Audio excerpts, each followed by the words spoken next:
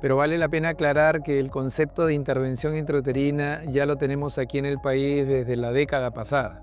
La cirugía laparoscópica de vesícula, ingresamos con un telescopio de 3.2 milímetros de grosor o 1.2 milímetros de grosor. Aquí, para poder hacer cirugía fetal, uno tiene que tener un programa establecido de diagnóstico prenatal.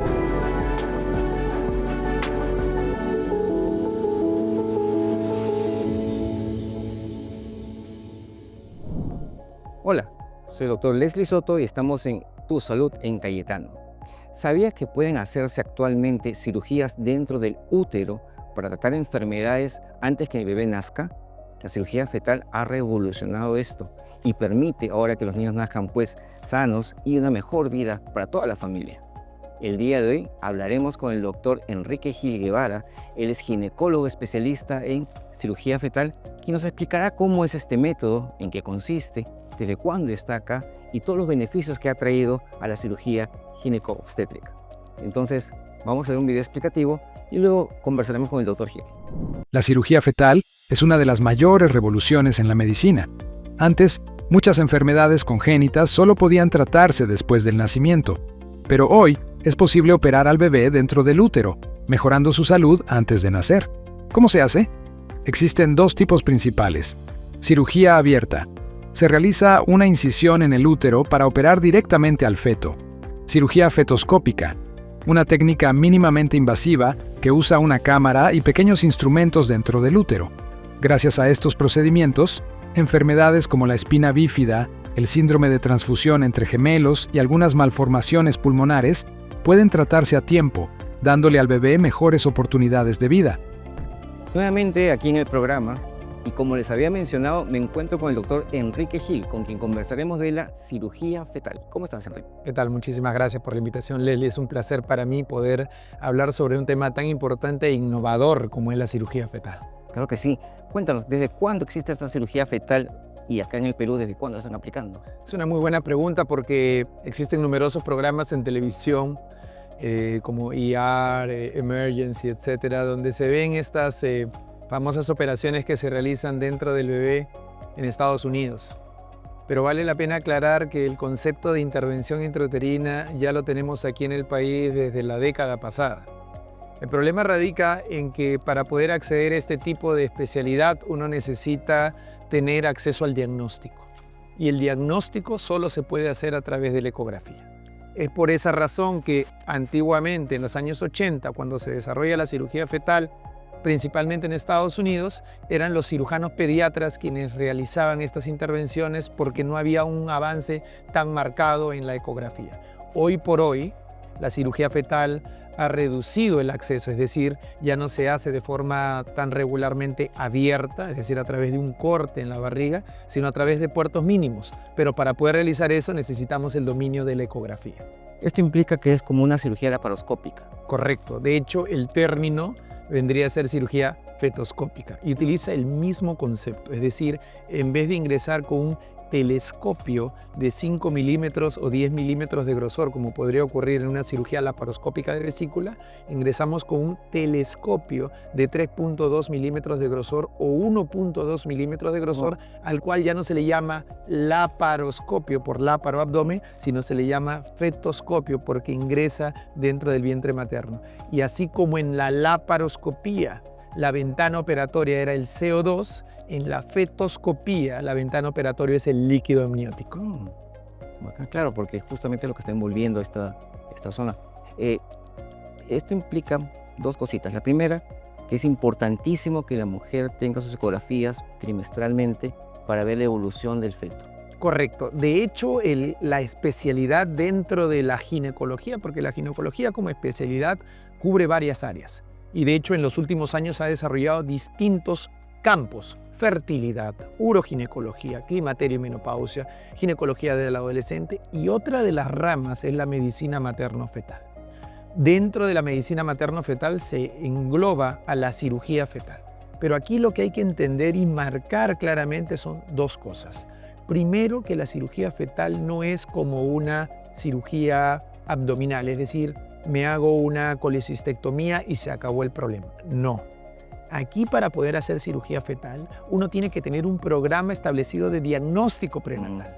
Uno no puede ir a tal hospital o cual hospital a realizar una cirugía si el equipo diagnóstico no está entrenado en diagnosticar dicha patología y manejar el posoperatorio. ¿Y por qué es importante? Por el segundo concepto, que es la única cirugía en la cual se opera a un paciente estando dentro de otro paciente, que viene a ser la mamá. Por lo tanto, si lo hablamos desde un punto de vista retórico, es el sacrificio de una paciente de su cuerpo sin ningún beneficio más que por el beneficio de su propio hijo. Por lo tanto, la gravedad y la solemnidad que hay que tener en este tipo de especialidad es máxima. Es decir, tiene que haber una preparación no solamente individual, sino de equipo para poder realizar este tipo de intervenciones. Llegas a explicar un poco esta parte de la cirugía. ¿Qué patologías se comienzan a tratar con esta técnica? Es una muy buena pregunta porque en diagnóstico prenatal no solamente utilizamos la ecografía para decidir qué feto o qué ser humano dentro del vientre materno es candidato para este tipo de cirugías, utilizamos también la genética. Es decir, existen algunas patologías que se vienen acompañadas de otras y por lo tanto tienen un trasfondo genético, síndrome de trisomía 18, que es el síndrome de Edwards, la trisomía 13, que es el síndrome de Patau, etcétera, que lamentablemente no son candidatos para cirugía porque el desenlace es letal en este tipo de patologías. Pero cuando el bebé tiene un análisis genético normal y donde se aísla solamente una patología como por ejemplo la hernia diafragmática congénita, la espina bífida, problemas de obstrucción urológica vesical, problemas tumorales específicos, estos bebés son candidatos para este tipo de intervenciones dependiendo de la edad gestacional. Y es ahí donde viene el diagnóstico. Muchas patologías se diagnostican en el tercer trimestre, cuando lamentablemente ya no hay mucho que hacer porque la enfermedad ya avanzó. Y viene a cabo lo que mencionaste, la importancia de las ecografías.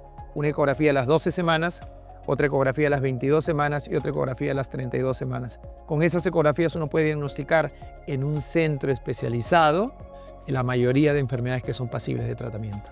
Eso, como menciona que tardíamente no se podría hacer mucho, esto implicaría que las intervenciones son tempranas en el segundo trimestre. Correcto. De hecho, el mejor periodo para intervenir es el segundo trimestre. Y aquí viene una pregunta que se relaciona con lo que acabas de mencionar. ¿Por qué el segundo trimestre? Como mencioné anteriormente, yo mencioné 2 puntos que hay que recordar en cuanto a cirugía fetal, que la mayoría de personas a veces no le dan mucha importancia, pero que son claves. Uno, que es la preparación multidisciplinaria, o sea, no solamente es la parte quirúrgica, sino en la parte diagnóstica, la parte de la consejería. Y 2, que estás dentro de otra paciente. Precisamente respecto a este punto, el peor enemigo que existe en cirugía fetal es el parto prematuro. Porque al ingresar nosotros dentro del vientre materno tenemos la posibilidad de que se rompan las membranas. Y si se rompen las membranas es peor la ejecución de este tipo de cirugías que el no haberla realizado. Por eso que algunas patologías se operan y otras no. Y la pregunta que cabe a continuación es, ¿cuál sería el requisito? ¿Cuál sería el requisito fundamental para operar? Que esta patología amenace la vida del bebé estando dentro del vientre materno o lo incapacite para su vida postnatal si es que no se interviene. Por lo tanto, labio leporino no se opera. Polidactilia no se opera. O sea, situaciones que no ameriten el riesgo de la vida del bebé intrauterinamente no se tienen por qué operar. Claro, por eso puedo operar ya después que nazca tranquilamente. Correcto, porque de otra forma incrementarías el riesgo de parto prematuro, que no solamente afecta a la supervivencia, sino su calidad de vida postnatal neurológica.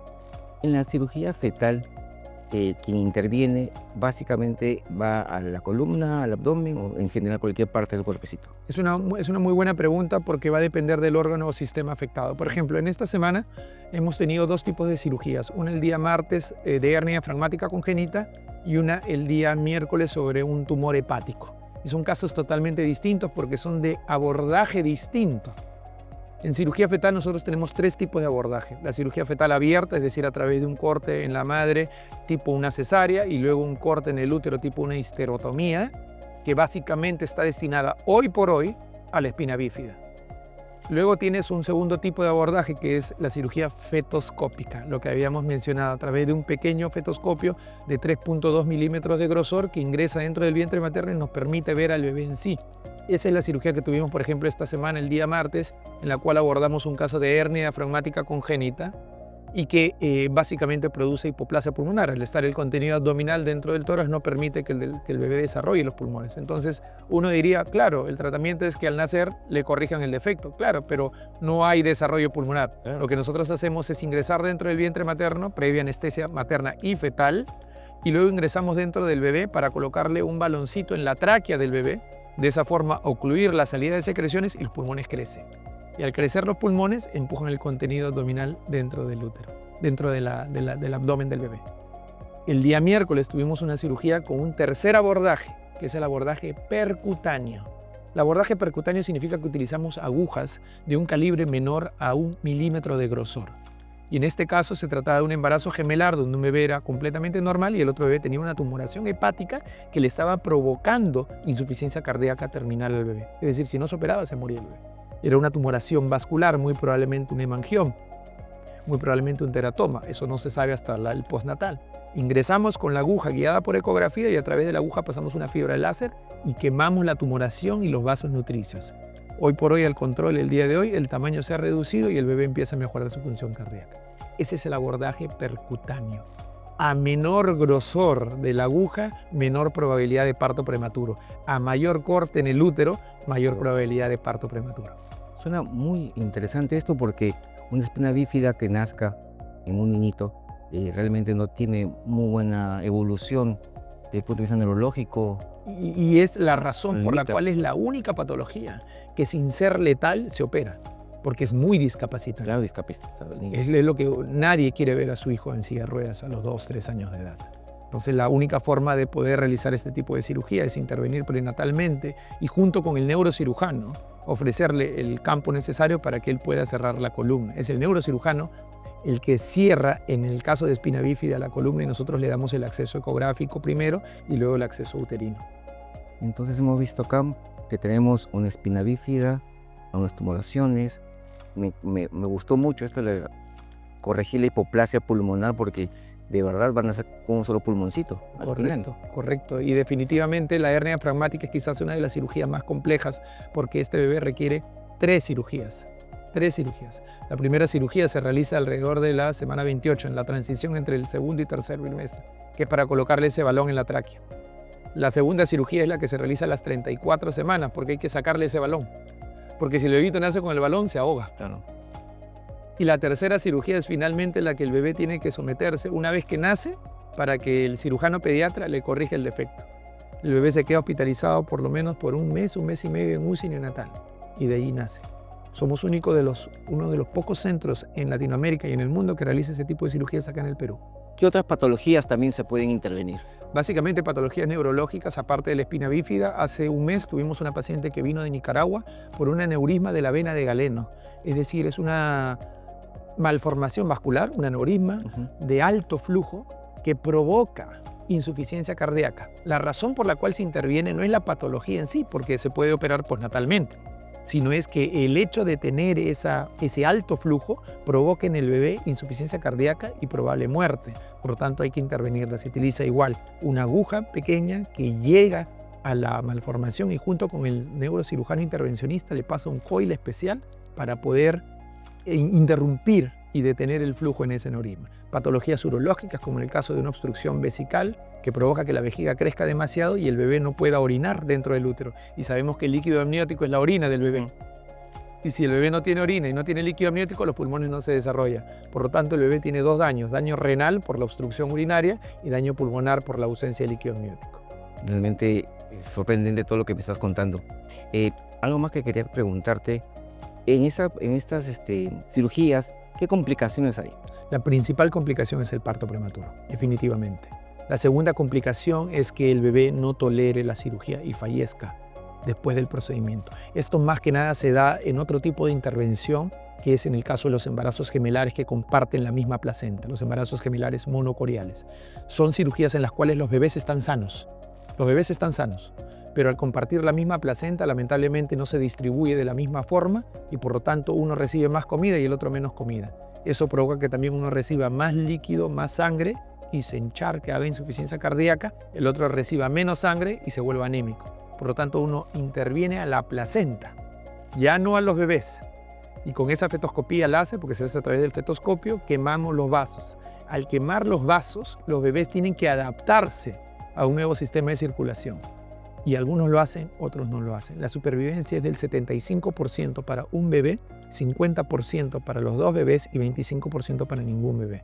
Entonces sí hay una complicación también de vida. Por eso es importante saber escoger qué pacientes opera y cuál no. De hecho, existe un dicho que en cirugía fetal es más importante saber cuándo no operar que cuándo operar. No sé si está bien la pregunta, pero ¿podríamos intervenir en siameses? Esa es una muy buena pregunta en realidad, porque la intervención normalmente se hace de forma postnatal. Pero aquí hay que ser sinceros.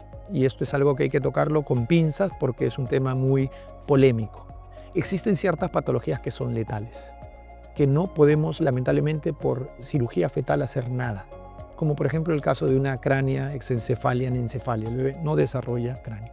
Eso se diagnostica a las 12 semanas.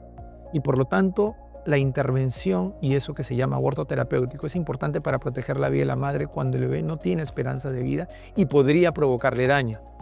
Ojo, en el caso de los siameses, es un problema que se diagnostica a las 12 semanas. Y aquí hay que tener mucho cuidado porque hay que ver qué parte es la que está unida. Claro. No es lo mismo tener gemelos toracopagos, es decir, comparten el corazón, que gemelos piropagos, es decir, que están unidos por la cadera. Entonces, en algunos casos se trabaja conjuntamente con postnatal para ver si existe un pronóstico o no. Porque de no ser así, la paciente puede interrumpir la gestación.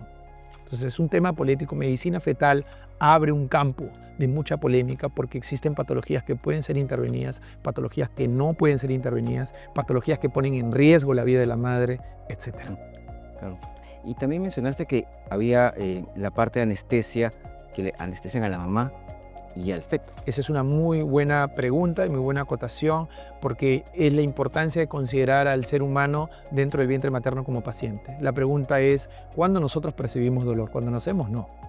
Un bebé empieza a percibir dolor a partir de las 18 semanas y es consciente de esa somatización a partir de las 26 semanas. Pero ya a partir de las 18 semanas siente dolor. Por lo tanto, cualquier intervención que se realice después de las 18 semanas en el bebé necesita que sea anestesiado. Y para la anestesia utilizamos 3 cosas. Fentanilo, que es fuerte, para que no le duela. Atropina, para que no se le caigan los latidos al bebé por la cirugía que le estás haciendo al bebé. Y tercero, el becuronio, para que se quede paralizado, para poder operarlo sin ningún problema. Por lo tanto, se utiliza una dosis especial de acuerdo al peso del bebé, calculada por ecografía. Y esto es método científico. Es decir, no se hace a la ligera, no, todo tiene una explicación científica. Y es como les vuelvo a repetir, una rama que ha salido gracias al avance de la ecografía. Si no hubiera ecografía, no podríamos hacer nada de esto. ¿Y existe alguna patología que yo pueda operar tardíamente en el tercer trimestre? Sí, existen patologías en el tercer trimestre como las tumoraciones pulmonares específicamente que aparecen normalmente en el tercer trimestre. Por ejemplo, un secuestro broncopulmonar. Un secuestro broncopulmonar es una patología pulmonar en la cual un pedazo del pulmón tiene una irrigación sistémica procedente de la aorta y no de la arteria pulmonar. Y por lo tanto, para poder impedir que este mal pulmón crezca y comprima el corazón, uno tiene que ingresar con una aguja, llegar a ese vaso nutricio procedente de la aorta, pasar una fibra láser diodo, láser neodimio YAG y quemar ese vaso. Y esta cirugía normalmente se realiza entre las 28 y las 32 semanas, en el tercer trimestre. Es una de las pocas que se realizan en el tercer trimestre. ¿Y cuánto dura normalmente una operación? Esa es una muy buena pregunta porque uno piensa 4, 5, 6 horas. Nuestras cirugías no deberían durar más de 1 hora. En realidad media hora es lo ideal. ¿Por qué? Porque estamos jugando en contra del parto prematuro. A mayor tiempo de cirugía, mayor probabilidad de parto prematuro. La cirugía fetal es como robarle un banco. Uno tiene que ingresar y salir sin que nadie se dé cuenta. Y rápido. Y rápido. Porque si el útero se da cuenta que estamos adentro, entra en contracciones. Y por más tocólisis que uno pueda aplicar, no va a poder hacer nada. Por eso la cirugía abierta ya ha reducido sus indicaciones, excepto en la cirugía fetal de espina bífida, que está por llegar a ese camino. Estamos en ese camino de llegar a la cirugía fetoscópica, pero todavía no se logra aún. Eso aparte va a ser pues otro boom. Correcto. En realidad, el boom para terminar y para quizás romper el cerebro de varios aquí es que el futuro es la terapia con células madre.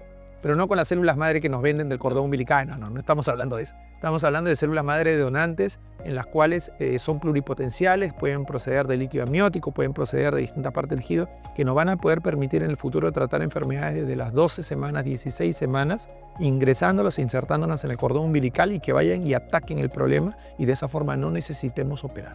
Personalmente creo que en 30 años la medicina regenerativa va a ser el futuro y la cirugía fetal va a pasar a la historia. Bueno, paso a paso. Paso a paso. Paso a paso. ¿Algo más que quieras agregar? No, básicamente es importante recordarles que todos quisiéramos creer que cuando un familiar nuestro se embaraza nada le va a pasar. Y ese sistema de protección, de negar que algo nos puede pasar, nos puede hacer pensar que no es necesario hacernos una ecografía. Por lo tanto, es importante recordar que esto nos puede pasar a cualquiera. Y es importante de que cualquier gestante, así tengas 20 años, 30 años, 40 años, tiene que hacerse esa ecografía especializada a las 12, 22 y 32 semanas. Enrique, te agradezco por haber venido. A ti, Y realmente ha sido algo muy educativo porque hasta yo también estoy aprendiendo estas nuevas técnicas. Muchísimas gracias. Muchísimas gracias, Lili, por la invitación. Bien, esto fue todo por el día de hoy. Hemos aprendido que tenemos las gestantes que van a tener su bebito, pero este bebé que está dentro del útero, si tuviese alguna malformación, se puede corregir, siempre y cuando tenga las características ya mencionadas. Por eso es importante una ecografía de control siempre. Así que la cirugía fetal es un boom que está apareciendo y que cambiará pues muchas vidas maternos y fetales. Listo, nos vemos la próxima semana. Chao.